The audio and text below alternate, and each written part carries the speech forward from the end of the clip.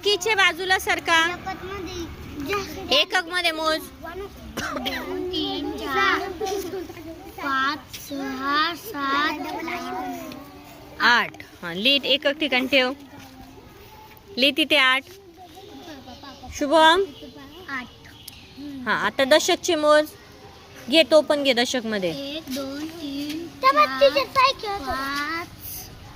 6 7. 7. लिहित तिथे 7. तिथे ठेव. संख्या वाचून दाखव. 7 वर 8.